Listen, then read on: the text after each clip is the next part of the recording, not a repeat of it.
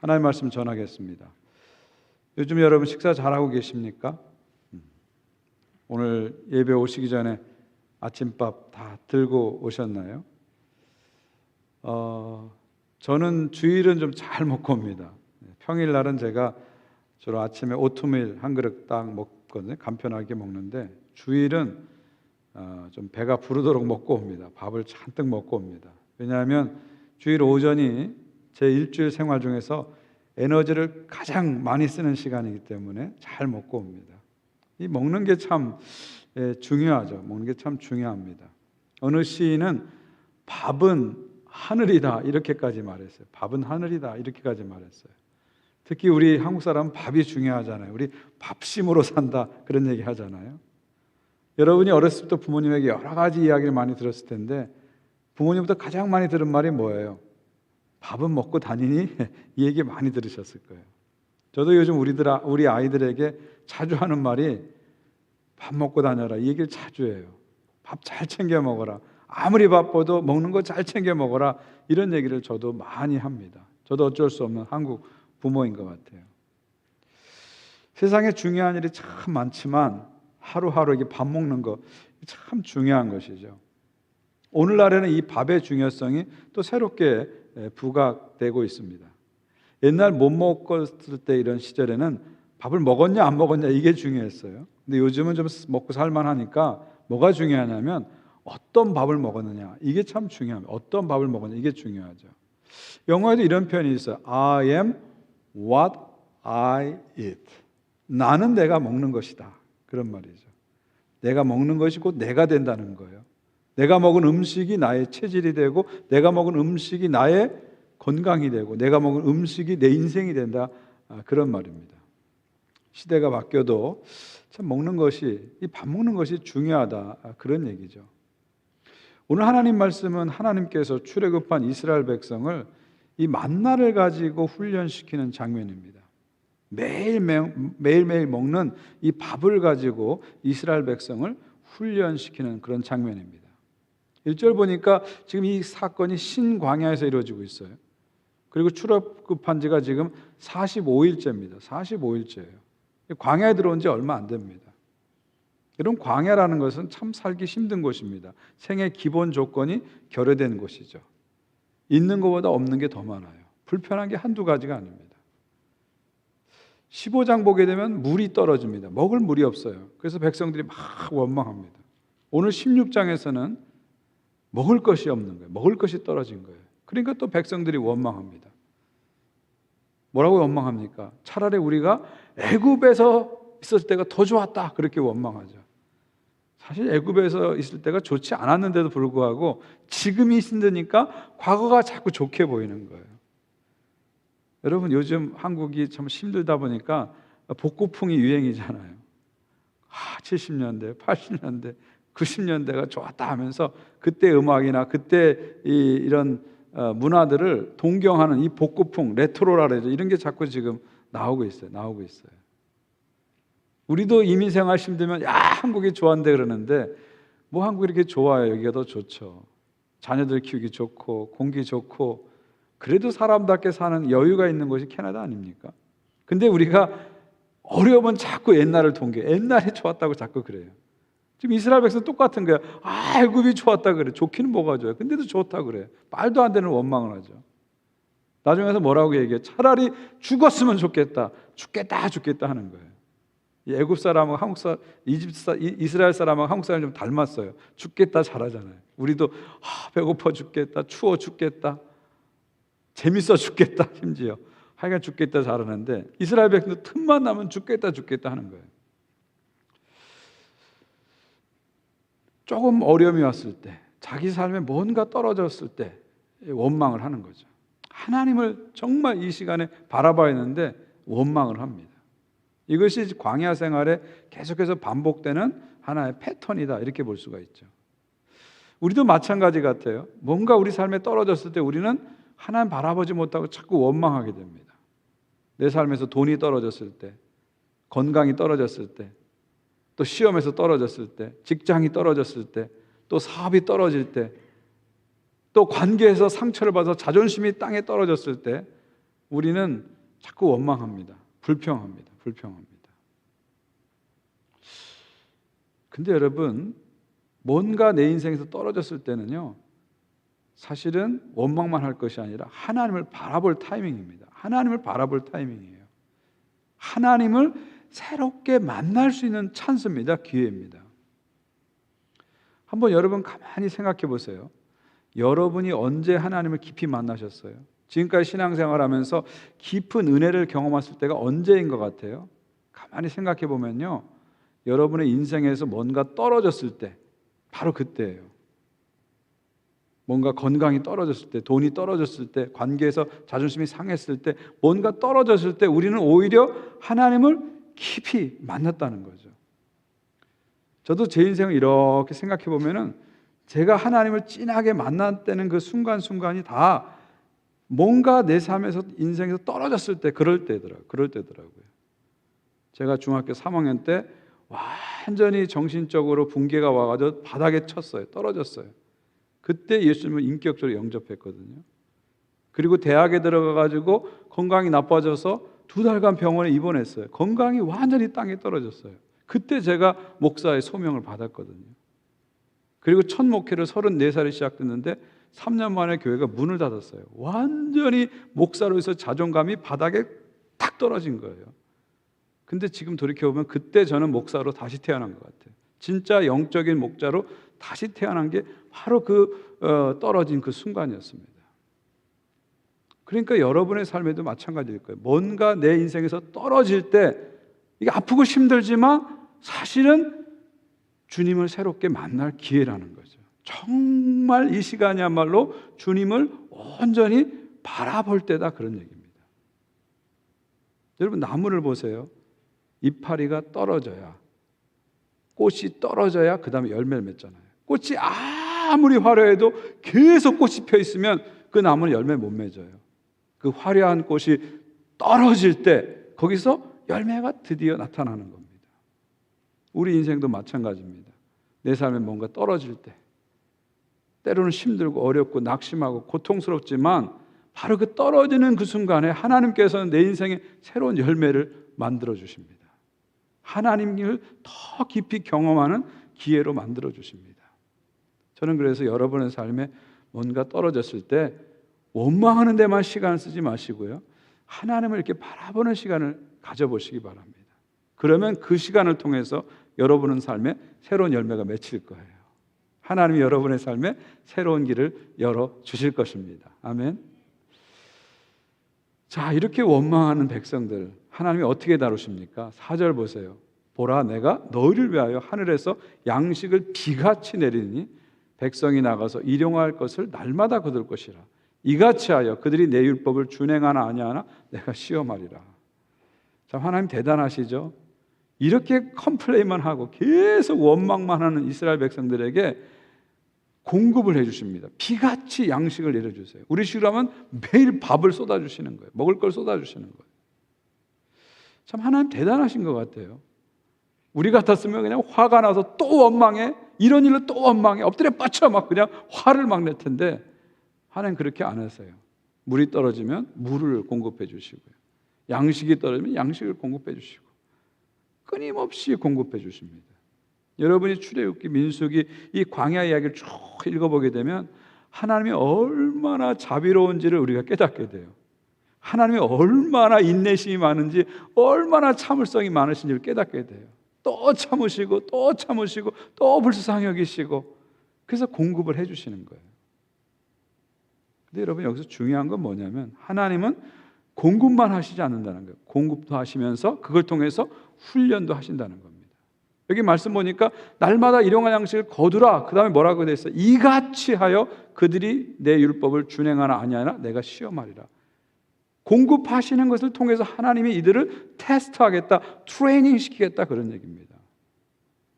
이게 공급만 하시는 것이 아니라 이 공급하심을 통해서 계속해서 하나님 백성으로 훈련시키는 일을 동시에 하시겠다는 거죠. 여러분, 우리 하나님은 공급만 하시는 분이 아니에요. 훈련도 동시에 시키는 거죠. 아브라함 보세요. 하나님이 아브라함 필요할 때마다 다 공급해 주시잖아요. 다 공급해 주시잖아요. 근데 공급만 계속해줘요? 아니죠. 그걸 통해서 훈련을 시켜서 아브라함을 하나님의 사람을 끊임없이 훈련시키잖아요. 모세도 마찬가지잖아요. 다윗도 마찬가지예요. 필요할 때마다 하나님 필요한 걸 공급해 주세요. 근데 공급만 하시지 않고 그걸 통해서 또 훈련을 시켜요. 하나님의 사람을 끊임없이 훈련시켜요. 이것이 하나님의 방법입니다. 하나님의 방법이에요. 하나님은 여러분을 있는 모습 그대로 다 받아주십니다. 그러나 하나님께서는 여러분이 있는 모습 그대로 머물러 있기를 원치 않으세요. 여러분이 끊임없이 영적으로 업그레이드 되길 원하시는 거예요. 하나님의 수준으로, 하나님의 기준으로 올라가기를 원하시는 거예요. 여러분이 하나님의 자녀잖아요. 자녀라는 신분을 얻었으면 그 신분에 맞는 수준에 올라가야 되잖아요. 하나님은 그래서 계속 우리를 훈련시키는 거예요. 내 삶에 어려움이 오고 힘든 일이 생기지만요, 뒤를 가서 보면 그게 훈련이에요. 너 좀 고생 좀 해봐라. 너 좀 한번 당해봐라. 이런 마음으로 하나님이 주시는 게 아니라 그 어려움을 통해서 우리를 하나님의 사람으로 업그레이드 시키는 거예요. 하나님의 사람으로 트레이닝 시키는 거예요. 하나님의 수준과 기준으로 자꾸 끌어올리시는 거예요. 우리가 하나님의 자녀이기 때문에 우리 훈련시키는 거라니까요. 옆집 자식에 대해서는 우리가 그렇게 안 하잖아요. 우리 자식이니까 내 자식이니까 안달복달을 하는 거 아니에요? 마찬가지예요. 하나님도 우리가 하나님의 자녀이기 때문에, 하나님의 사랑받는 자녀이기 때문에 끊임없이 우리에게 관심을 가지시고 우리를 훈련시키는 거예요. 그래서 여러분, 하나님의 훈련이 올 때 기뻐하시기 바랍니다. 힘들지만 또 하나님 나를 훈련시켜서 나를 성장시키는구나, 나를 올려주시는구나, 이렇게 믿으시고 기쁘게 이왕 훈련 받을 거 기쁘게 훈련 받으시기를 주의 이름으로 축원드립니다. 자, 이렇게 훈련시키는데 어떤 훈련시키는가요? 한 3가지 정도 이 만나를 통해서 훈련을 시키는데, 첫 번째로 경제 훈련시킵니다. 먹고 사는 문제를 훈련시켜요. 16절 보시면 하나님 뭐라고 말씀하십니까? 너희 각 사람은 먹을 만큼만 이것을 거둘지니 곧 사람의 수요대로 한 사람의 한 오멜씩 거두되 각 사람이 그의 장막에 있는 자들을 위해서 거둘지니라. 자, 하나님께서는 하나님 백성들에게 매일매일 양식을 주세요. 매일매일. 그리고 하나님 백성들은 매일매일 그 양식을 거두는 훈련을 하는 거예요. 일주일치 탁 던져주지 않으세요. 하루하루에 일용할 양식만 주시는 거예요. 일주일치 주용할 양식을 안 주신다니까요. 한 달치 옛다 먹으라 하고 월용할 양식을 안 주세요. 1년치 딱 주시면서 연용할 양식을 안 주시고요. 매일 양식을 주시고 매일 그것을 거두게 하세요. 왜 이렇게 하실까요? 매일매일 먹고 사는 문제를 하나님께 의지하라는 거예요. 매일매일 하나님 의지하고 매일매일 하나님 믿고 살라, 그런 말이죠. 여기 보니까 마음대로 거두는 게 아니라 규칙이 있어요. 한 사람의 한 오멜씩 거두라고 했어요. 이 오멜이라는 것은 당시의 질량의 단위입니다. 성경학자들은 오늘날로 환산하면 한 22리터 정도 된대요. 한 사람이 한 오멜이니까 우리 집 식구가 5명이에요. 그러면 5오멜을 걷는 거예요. 우리 식구가 많아 10명이에요. 그러면 15오멜을 걷는 거죠. 그러니까 필요한 만큼만 하나님이 거두라고 하시는 거예요. 필요한 만큼만 거두라. 그래도 너희들 다 부족함 없이 살 수 있게 될 것이다, 말씀하시는 거죠. 그래서 필요한 만큼만 거두니까 어떤 일이 벌어집니까? 18절 보세요. 많이 거둔 자도 남음이 없고 적게 거둔 자도 부족함이 없이 각 사람이 먹을 만큼만 거뒀더라. 여러분, 이것이 하나님 나라의 경제 원리입니다. 많이 거둬도 남지 않는 거예요. 조금 거둬도 부족하지 않는 거예요. 그래서 균등하게 먹고 사는 문제를 해결해 주시는 게 하나님 나라의 경제 원리예요. 오늘날 세상은 그렇지 않잖아요.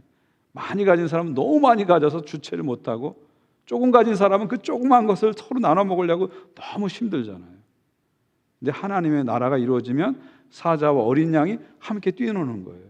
사자는 너무 힘이 세가지고 그냥 사자 한 마리가 고기 9개를 막 먹어치우는 그런 세상이잖아요. 어린 양들은 너무 연약해가지고 어린 양 9마리가 빵 한 조각 갖고 나눠 먹는 세상이 오늘날 세상이잖아요. 근데 예수님께서 다스리는 메시아의 나라는 어린 양과 사자가 함께 뛰노는 거예요. 함께 먹고 함께 뛰노는 거예요. 이게 하나님 나라 원리입니다. 만나는 그런 경제 원리를 우리들에게 그림자처럼 예고편으로 우리에게 보여주시는 거죠. 하나님이 이렇게 보여주시는데도 믿지 못하는 사람들이 있어요. 그래서 어떻게 합니까? 남겨두지 말라는데 남겨두는 사람이 있어요. 하루 먹을 것만 챙기라는데 남겨두는 사람이 있어요. 20절 보세요. 그들이 모세에게 순종하지 않냐고 더러는 아침까지 두었더니 벌레가 생기고 냄새가 난지라 모세가 그들에게 노하니라. 그러니까 매일매일 양식을 거두고 그것에 감사하면서 살라는 거예요. 그런데 그러지 않고 더 많이 걷어가지고 저축하는 사람, 비축하는 사람이 생기기 시작한다는 거죠. 왜 이런 일이 생길까요? 결국은 왜 그래요? 하나님 믿지 못해서 그래요. 오늘은 하나님께서 만나를 주시면 내일 안 주면 어떻게 하지? 내가 챙겨놔야지, 쌓아놔야지, 이런 마음을 갖는 거예요. 근데 그 쌓아놓은 것이 어떻게 됩니까? 벌레가 나고 냄새가 나는 거죠. 하나님은 날마다 일용할 양식을 거두면서 날마다 하나님을 진실되게 의지하기 원하시는 거예요. 내가 준비한 걸 의지하라는 게 아니라 하나님을 의지하라는 거예요. 물론 우리가 우리의 미래를 위해서 저축도 하고 준비하는 거 나쁜 거 아니에요. 근데 그것 때문에 하나님은 안 의지하고 내가 준비한 거 막 붙잡고 여기에 안달반달 하면서 매일 주식이 어떻고 맨날 이것만 보고 있다면 그 사람 하나님 의지하지 않는 거예요. 하나님은 그걸 원치 않으세요. 정말 하나님을 먹고 사는 문제에 있어서 전적으로 하나님을 의지하기 원하세요. 오늘만 하나님께 맡기는 게 아니라 내일도 하나님께 맡기기 원하세요. 무엇을 먹을까? 무엇 마실까? 염려하지 마라. 이건 이방이 구하는 것이고 너희는 먼저 그의 나라와 그의 의를 구하라. 그리하면 이 모든 것을 너희에게 더하시리라. 한날 괴로움은 그날의 족하니라. 하나님 말씀하셨잖아요. 오늘도 맡기고 내일도 맡기고 삶의 기본적인 문제들을 온전히 하나님께 맡기고 사는 사람, 이것이 하나님 나라 백성이죠. 지금 이 훈련을 하나님께서 시키고 계시는 거죠. 한 걸음 더 나가서 하나님께서는요, 물질을 가지고 사명을 감당하는 훈련을 만나를 통해서 시켜주십니다. 고린도후서를 보게 되면요, 사도 바울이 고린도 교회를 향해서 저 예루살렘 교회를 돕자 이런 운동을 펼칩니다. 당시에 예루살렘에는 큰 기근이 와가지고 예루살렘 성도들이 먹고 사는 게 힘들어요. 상대적으로 고린도는 상업과 무역의 도시라 먹고 사는 게 풍족합니다. 그 사도 바울이 뭐라고 얘기했냐면 고린도 교회요, 당신의 풍족한 것을 저 부족한 예루살렘 교회에서 나눕시다, 헌금합시다, 구제합시다, 그렇게 말합니다. 이런 권면을 하면서 사도 바울은 출애굽기 16장 이 만나 이야기를 인용합니다. 14절 15절 보십시오. 이제 너희의 넉넉한 것으로 그들의 부족한 것을 보충함은 후에 그들의 넉넉한 것으로 너희 부족한 것을 보충하여 균등하게 하려 함이니라. 15절입니다. 기록된 것 같이, 이게 바로 출애굽기 16장 18절 말씀이죠. 그것을 인용하는 거예요. 기록된 것 같이 많이 거둔 자도 남지 아니하였고 적게 거둔 자도 모자라지 아니하였느니라. 사도 바울은 만나의 정신은 뭐냐면 내가 너무 많이 갖고 있어요. 그러면 그거를 나누라는 거예요. 없는 사람, 부족한 사람과 나누라는 거예요. 그래서 균등하게 만드는 것, 평등하게 만드는 것, 함께 나누는 사랑의 나눔을 하는 것, 이것이 만나의 원리다, 만나의 정신이다. 바울은 그렇게 파악한 거죠. 하나님이 우리에게 물질의 축복을 주셨다면 그것은 우리만 위해서 사용하는 것이 아니라 그것을 가지고 나누라고 주신 거예요. 우리가 받은 물질의 축복을 나눌 때 하나님이 더 부어주시는 거죠. 근데 그것을 나만을 위해서 우리가 간직하고 높이 높이 쌓아둔다면 하나님이 기뻐하시는 일이 아니죠. 저는 성도들이 가진 물질은 일종의 거름과 같다, 그런 생각이 들어요. 여러분, 거름을 높이 쌓아보세요. 열심히 쌓아보세요. 그럼 어떻게 됩니까? 냄새가 납니다. 악취가 나요. 벌레가 생깁니다. 만나를 쌓아둘 때 악취가 나고 벌레가 나는 것처럼 거름을 높이 쌓으면 악취가 나고 냄새가 나요. 그런데 그 거름을요, 골고루 땅에다 쫙 뿌리면 어떻게 될까요? 땅에서 많은 열매가 맺혀집니다. 여러분이 가진 물질이든 시간이든 재능이든 자꾸 나누세요. 자꾸 나누세요. 그러면 여러분을 통해서 많은 열매가 나타납니다. 내 시간만 챙기고 내 재능만 챙기고 내 물질만 자꾸 챙기면 성도의 삶에서 악취가 나는 거예요. 아니, 크리스찬은 다르다고 생각하는데 크리스찬도 똑같아, 똑같이 이기적이야. 그러면 더 냄새가 더 나는 거예요. 나누세요. 자꾸 나누세요. 작은 거라도 자꾸 나누세요. 자꾸 나누세요. 부족한 사람과 나누세요. 연약한 사람과 나누세요. 시간을 나누고 물질을 나누고 재능을 나누세요. 이게 바로 만나의 원리입니다. 결국 하나님께서는요, 먹고 사는 문제를 매일매일 하나님 의지하면서 살라는 거예요. 그리고 더 나아가서 물질을 가지고 사명을 감당하라. 이것이 만나 훈련, 경제 훈련이죠. 두 번째는 안식일 훈련입니다. 첫 번째가 물질에 대한 훈련이었다면 두 번째는 시간에 대한 훈련입니다. 22절 보니까 여섯째 날에는 각 사람이 갑절의 식물을 거두라 했어요. 한 사람당 한 오멜인데 여섯째 날에는 두 오멜씩 거두라는 거예요. 왜 그렇습니까? 23절 보십시오. 내일은 제7일은 휴일이니 여호와께 거룩한 안식일이라, 그렇게 말씀하고 있어요. 여기서 성경 전체에서 안식일이라는 단어가 처음 등장하는 거예요. 여기서 처음 등장하는 거예요. 물론 뒤에 가서 십계명에 안식일을 지키라 계명 속에 들어가지만 그 전에 처음 등장한 것이 출애굽기 16장입니다. 그러니까 결국 만나 훈련은 기본적으로 안식일을 지키는 훈련이다, 이렇게 이해하시면 좋습니다. 보통 하루에 한 오멜씩 거두는데 6일째는 두 오멜 거두라는 거예요. 왜냐하면 그 다음 날이 안식이기 때문에 일하지 않아야 되기 때문에 그날을 위해서 비축해도 된다는 거예요. 그렇게 비축해 놓으니까 보통 때는 비축해 놓으면 썩고 냄새가 났는데 그때는 7일째 돼도 하루가 지나도 냄새도 나지 않고 벌레도 생기지 않아요. 이게 하나님의 배려하심이죠. 배려하심이죠. 7일째는 거두지 말고 이미 거둔 것을 가지고 먹을 수 있도록 배려해 주시는 거예요. 우리가 하루 쉬어도 먹고 사는데 지장 없게 하나님이 만들어 주셨다, 그렇게 보는 거죠.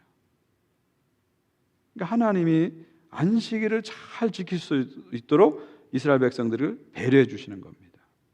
근데 그런데도 불구하고 이걸 지키지, 이렇게 하나님 배려해 주셨는데도 그걸 믿지 못하고 순종하지 못하는 사람이 있어요. 일곱째 날에 안식일에 어떤 사람이 거두러 나갔다 얻지 못하였더라. 하나님이 일곱째 날에 나가지 말라 그랬는데 일곱째 날에 나가서 일을 하는 거예요. 하나님 명령 순종하지 않고 인간적 욕심 때문에 나가서 일하는 거예요. 28절에 이들을 향해서 하나님께서 어떻게 책명하십니까? 어느 때까지 너희가 내 계명과 내 율법을 지키지 아니하려느냐. 하나님이 그렇게 안식일이 중요하다고 안식일을 지키라고 얘기했는데 왜 안식일을 지키지 않느냐, 그런 얘기예요. 왜 하나님 말씀을 지키지 않냐, 그런 얘기예요. 결국 만나를 거두는 걸 통해서 하나님은 안식일 훈련을 시키는 거예요. 하나님의 시간표대로 살아가는 훈련을 시키는 거예요. 하나님이 6일 동안 일하시고 7일째 쉬셨듯이 하나님의 시간의 리듬에 따라서 하나님이 일할 때는 같이 일하고 하나님 쉴 때는 같이 쉬는 거예요. 내 시간대로 마음대로 사는 것이 아니라 하나님의 시간의 리듬에 따라 살아가는 훈련을 만나를 통해서 안식일 훈련을 지금 시키시는 거죠.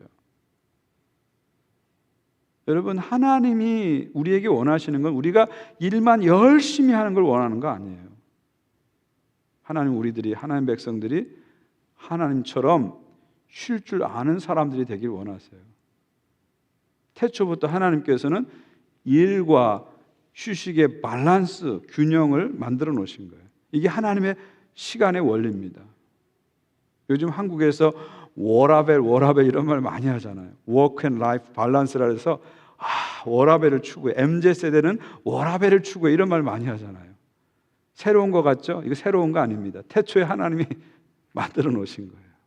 하나님, 우리가 일과 휴식의 균형 속에 살기 원하세요. 일만 열심히 한다고 해서 능률이 오는 게 아니고 쉴 때 쉴 줄 알아야 거기서 능률이 나타나고 창조성이 나타나고 그 쉬는 시간을 통해 삶의 방향을 잡고 쉬는 시간을 통해 삶의 의미를 되찾고 제대로 살 수 있다는 거예요. 이게 하나님의 계획입니다. 이 훈련을 지금 하나님이 시키는 거죠.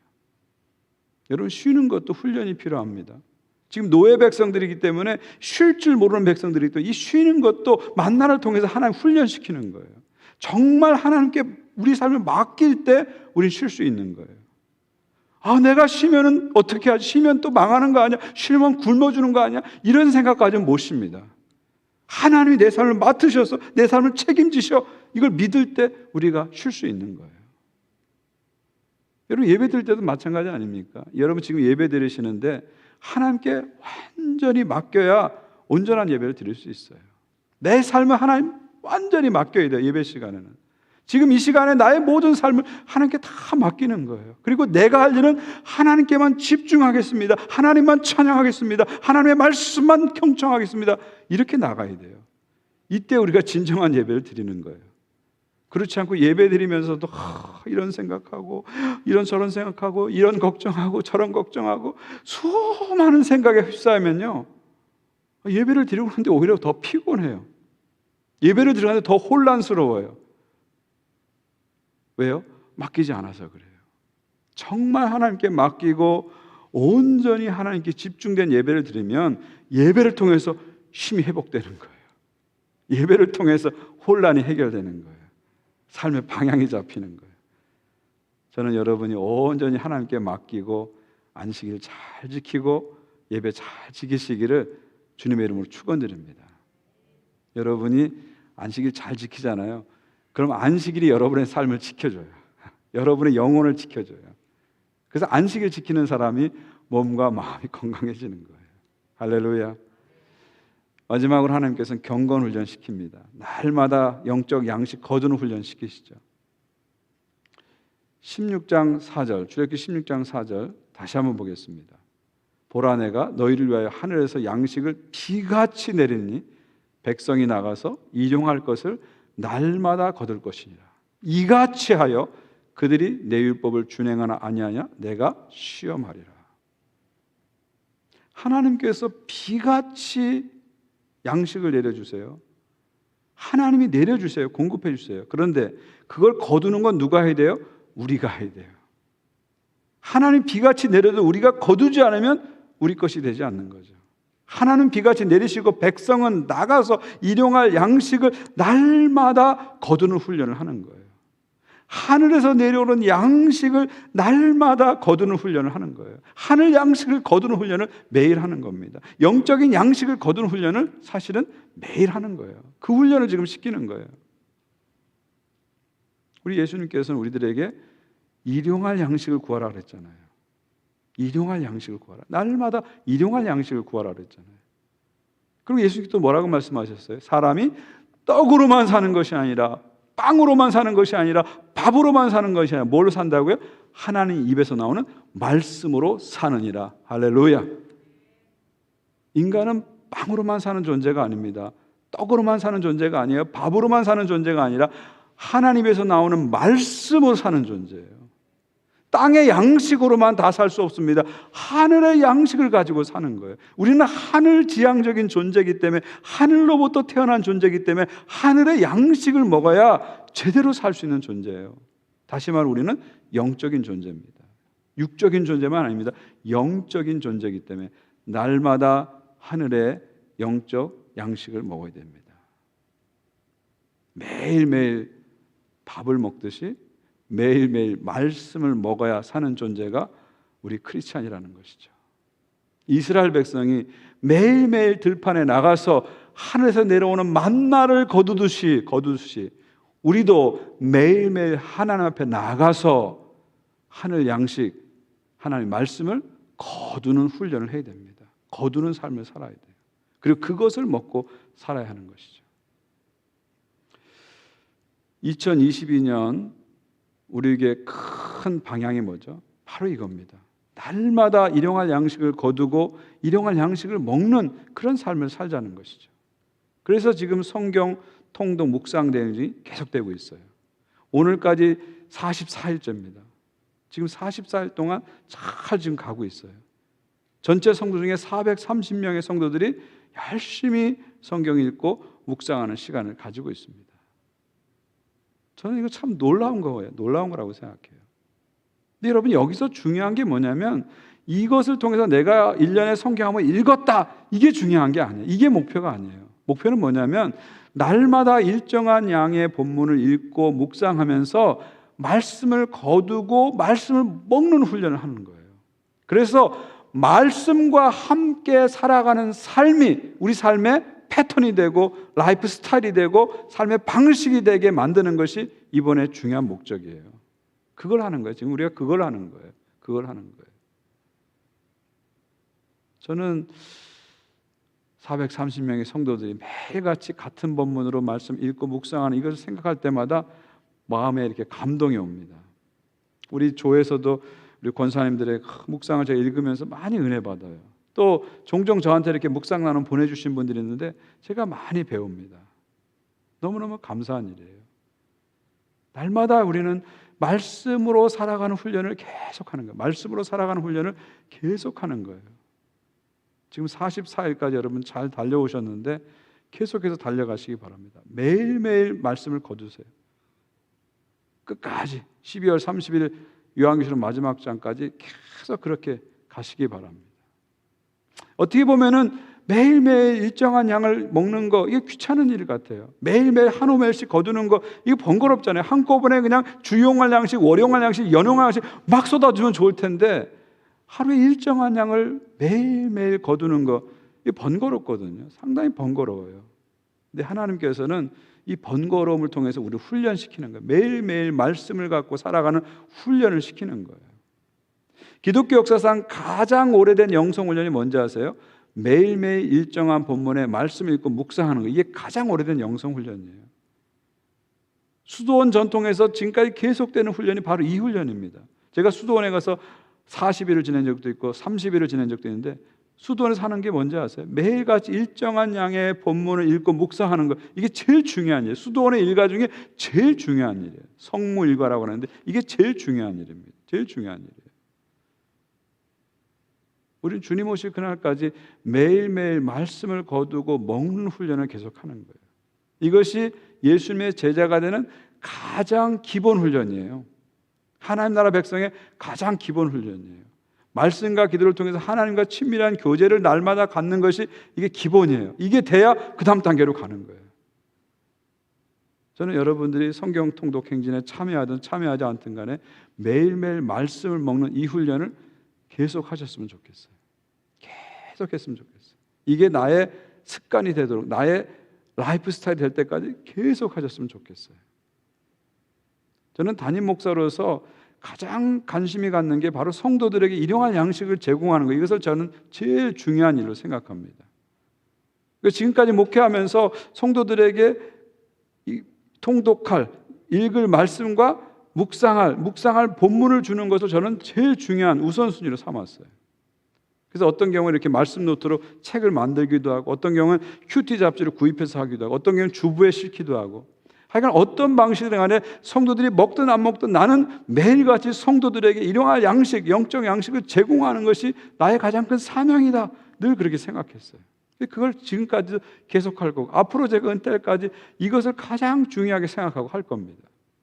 주일 예배 참 중요합니다. 그러나 그것 못지않게 중요한 것이 성도들이 날마다 일용할 양식을 먹는 거예요. 일주일에 한 번 예배 갖고 안 돼요. 주용할 양식 갖고 살 수 없어요. 일용할 양식이, 날마다의 삶의 말씀의 양식이 우리에게 필요한 것입니다. 저는 우리 성도들 볼 때마다 여러 가지 관심이 있지만 가장 큰 관심은 정말 한 분 한 분이 참 영적으로 잘 먹고 계신가, 이게 관심이 늘 가져요. 밥은 먹고 다니는 이 질문을 한 분 한 분은 붙들고 다 좀 하고 싶어요. 정말 밥은 잘 들고 계십니까? 영적 양식 잘 먹고 있습니까? 자꾸 좀 물어보고 싶어요. 근데 저 못지않게, 아니 저보다 더 여러분의 영적 양식에 관심을 갖는 분이 있어요. 바로 하나님이십니다. 하나님이십니다. 하나님은 여러분 한 분 한 분을 보시면서 안타까운 마음으로, 사랑의 마음으로 물어보십니다. 너 밥은 먹고 다니니? 밥은 먹고 다니니? 이 험한 세상에서 밥은 먹고 다니니? 자꾸 물어보세요. 그 안타까운 심정이 이사야 55장에 나타나 있죠. 너희가 어찌하여 양식 아닌 것을 위하여 은을 달아주며 배부르게 하지 못할 것을 위하여 수고하느냐? 내게 듣고 들을지어다. 그리하면 너희가 좋은 것을 먹을 것이며 너희 자신이 기름진 것으로 즐거움을 얻으리라. 너희는 귀를 기울이고 내게로 나와서 들으라. 그리하면 너희 영혼이 살리라. 아멘. 하나님 아버지께서 여러분 한 분 한 분에게 지금 말씀하시는 거예요. 사랑하는 내 딸들아, 사랑하는 내 아들들아, 밥은 먹고 다니니? 이 험한 세상에 밥은 먹고 다니니? 어찌하여 정말 양식 아닌 것을 위해서 그렇게 돈을 투자하면서, 배부르기 못할 것을 위해서 그렇게 수고하면서 정말 먹어야 할 양식은 왜 안 먹고 다니니? 정말 먹어야 할 것은 왜 안 먹고 다니니? 우리에게 안타까운 마음으로 말씀하십니다. 그러면서 우리를 은혜로 초청하십니다. 은혜로 초청하세요. 내게 와서 들으라. 하나님 말씀을 먹으라 말씀하시죠. 그리하면 너의 영혼이 살리라, 너의 영혼이 회복되리라 말씀하십니다. 사랑하는 여러분, 우리가 삶을 살아가면서 참 볼 게 많잖아요. 신문도 봐야 되고 유튜브도 봐야 되고 구글을 통해서 많은 정보도 봐야 되잖아요. 근데 정말 봐야 될 건 뭐예요? 하나님 말씀을 봐야 됩니다. 우리 열심히 뭔가를 보는데, 뭔가를 먹는데 배가 고프고 허전해요. 짜증이 나는 거예요. 그러니까 원인도 모르는 이 짜증을 남한테 자꾸 터뜨리면서 혼란한 삶을 살아가는 거예요. 그 근본적인 이유는 정말 먹어야 할 것, 정말 내 영혼에 좋은 것을 먹지 않아서 그 허기와 배고픔 때문에 자꾸 짜증이 나는 거예요. 음식이 부족해서 짜증이 나는 게 아니라 믿음이 부족해서, 하나님이 부족해서 짜증이 나는 거죠. 하나님 우리들에게 초청하십니다. 날마다 영혼의 양식을 먹어라. 날마다 하늘의 양식을 먹으라 말씀하십니다. 주님의 초청에 응답하면서 하늘 양식으로 충만히 체험받는 여러분 되시기를 주의 이름으로 축원드립니다. 날마다 하늘 양식 거두세요. 그 드세요. 그리고 진정한 만족이 뭔지를 경험하세요. 그리고 하나님 백성으로서 기쁘게, 당당하게, 힘차게 살아가세요. 이것이 여러분 한 분을 향한, 한 분 한 분을 향한 주님의 거룩한 뜻입니다.